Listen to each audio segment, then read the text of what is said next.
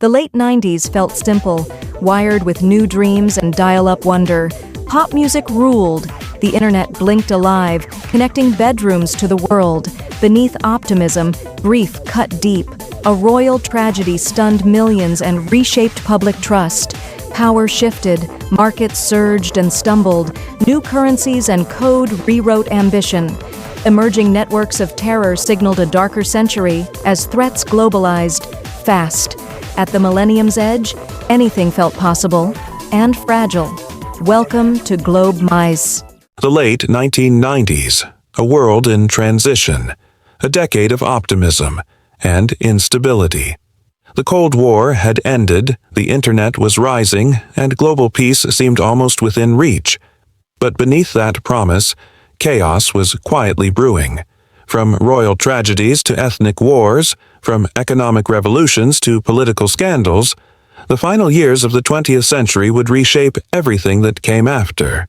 Let's start in the United Kingdom, a country caught between tradition and transformation. In 1997, the world stopped. The People's Princess, Diana, Princess of Wales, was killed in a car crash in Paris. Overnight, the world plunged into grief. For millions, Diana wasn't just royalty, she was hope.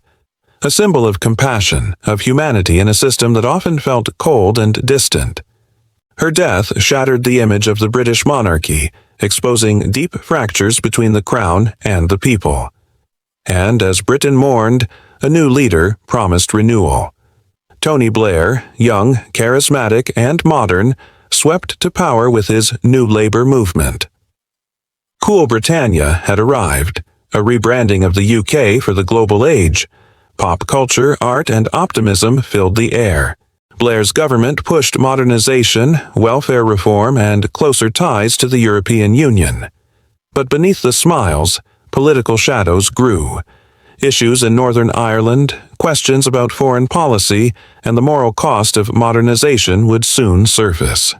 The UK stood at the crossroads, a blend of hope, tragedy, and ambition that captured the spirit of the entire decade. Across the Irish Sea, another story unfolded, one of pain and perseverance. Decades of conflict between Catholics and Protestants had torn Northern Ireland apart. But in 1998, a breakthrough came. The Good Friday Agreement, a peace deal that brought cautious hope to a divided land. It wasn't perfect. Violence still flickered, trust was fragile. But for the first time in a generation, there was a glimpse of peace. Meanwhile, continental Europe was redefining itself. France faced rising unemployment and debates over immigration. Germany, freshly reunified, was struggling to merge two very different economies, East and West. Yet amid these challenges, a new dream emerged, the idea of a united Europe built on shared currency and cooperation. The European Union took shape, a bold experiment in peace through economics. But not everyone believed it would last. Critics warned that unity without identity could bring future fractures. Warnings that decades later would prove prophetic. But while Western Europe talked of unity, the Balkans were burning. The breakup of Yugoslavia unleashed wars of unimaginable brutality, ethnic cleansing, mass graves, and shattered cities. From Bosnia to Kosovo, Europe witnessed its darkest chapter since World War II. NATO intervened, ending the conflict, but the scars ran deep. The wars in the Balkans became a warning that even in a so-called civilized age, hatred could still tear nations apart. And just beyond Europe's edge, a fallen empire struggled to find its place in this new world. A nation caught between democracy, chaos, and nostalgia for power. In 1991, the Soviet Union fell. For the first time in nearly a century, Russia was no longer an empire, just another country trying to survive in a capitalist world. The 1990s were chaos. Factories closed, the ruble collapsed, life expectancy dropped. Overnight, millions lost everything. Boris Yeltsin promised democracy, but what followed looked more like desperation. Corruption ran wild, oligarchs rose, and organized crime flourished. And in the shadows, a quiet figure from St. Petersburg City Hall began to rise. A man named Vladimir Putin. By 1999, Russia's experiment with democracy had nearly collapsed. People were ready to trade freedom for stability. The story of modern Russia begins here, not with strength, but with fear of chaos. While Russia struggled to rebuild, the Middle East was once again a stage for power and oil. The Gulf War of 1991 had ended with a fragile peace. Saddam Hussein remained in power, humiliated, isolated, but defiant.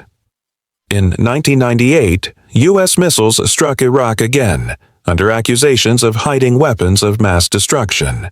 Sanctions crippled the economy. For ordinary Iraqis, the 90s were years of hunger and despair. At the same time, the Oslo Accords promised peace between Israel and Palestine. For a brief moment, hope flickered. Two sides shaking hands on the White House lawn. But assassinations, mistrust, and extremists on both sides shattered that dream. In the Middle East, the 1990s ended not with peace, but with a generation raised in the shadow of failed promises. Across Africa, the 1990s were a decade of extremes: liberation and loss, rebirth and ruin. In South Africa, after 27 years in prison, Nelson Mandela walked free. In 1994, he became president, a symbol of forgiveness, unity, and the triumph of humanity. But elsewhere, tragedy struck. In 1994, the Rwandan genocide shocked the world. 800,000 people killed in just 100 days. The world watched, and mostly did nothing. From Rwanda to Somalia, wars and famine scarred the continent. But quietly, in the background, a new generation was rising. Young Africans studying abroad, starting businesses, dreaming of a future no longer written by colonial powers. Africa's 1990s story wasn't just one of loss. It was also the beginning of a new awakening, a continent preparing to claim its place in the 21st century. Across the Atlantic, the United States entered the 1990s as the world's only superpower. The Cold War was over. The Soviet Union was gone. America stood unchallenged for the first time in modern history. Bill Clinton's presidency symbolized optimism and economic boom. The internet age was just beginning. Wall Street was roaring. Yet behind the glow of prosperity, controversy brewed. Political scandals, culture wars, and debates over globalization began to divide the nation. Beta decadis, and anti-globalization protests erupted, a warning that not everyone felt included in this new world order. Further south, Latin America faced its own storms. Cuba, under Fidel Castro, struggled through the special period, a time of economic collapse after Soviet aid vanished. Across the region, nations wrestled with debt, corruption, and IMF reforms. In Haiti, democracy wavered. In Colombia, cartels ruled the streets. But amid the hardship, resilience grew.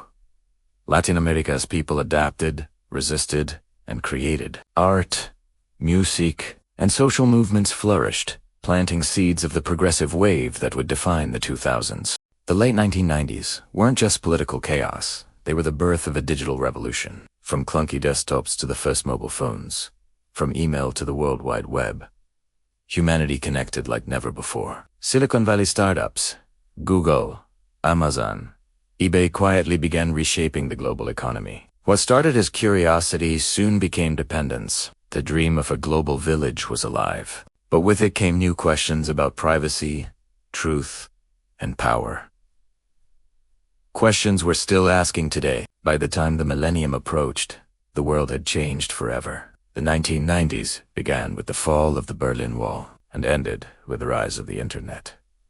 In between, we saw wars end and new ones begin, hope reborn and dreams lost. It was an age of connection and confusion.